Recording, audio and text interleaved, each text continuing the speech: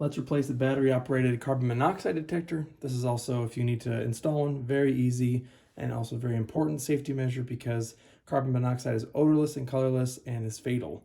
And these things only last 3 to 5 years, so let's get it changed out. You can tell yours bad if it chirps. Mine chirps about every minute, and there's also a yellow light indicating that there's a fault. Therefore, this thing is no good. You can try replacing the battery, and if it still chirps, then it's time to get a new one. So we'll twist this off, and that pulls it off. And now you can see here, there's 2 screws that hold it in place. So we'll just take a Phillips head screwdriver. It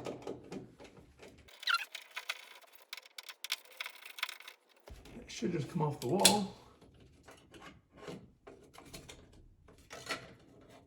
So to get this installed very easily and level, get a piece of tape, place it on the back. That's the length of the 2 holes.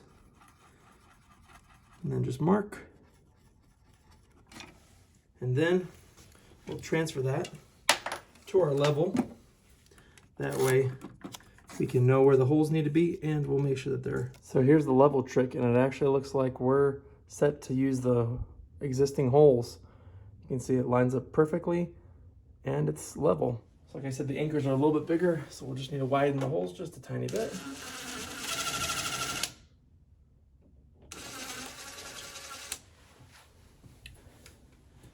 Now we can install the anchors.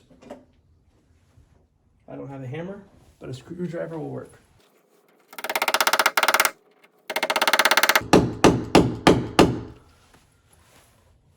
Now install the new screws.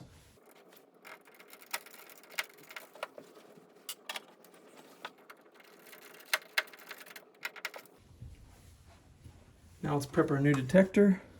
So here on the bottom is where we'll install the battery. Unfortunately, this one actually comes with one. So I'll link it below in case you are looking for a good detector. Match up the ends. And then we'll test it. And it works. Now we can install it.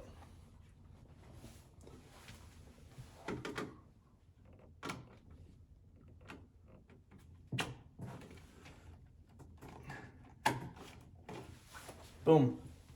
And in less than 10 minutes, you've installed or replaced a battery-operated carbon monoxide detector in your home. Thanks for watching. Questions or comments, put them below. Like and subscribe, and I'll see you in the next video.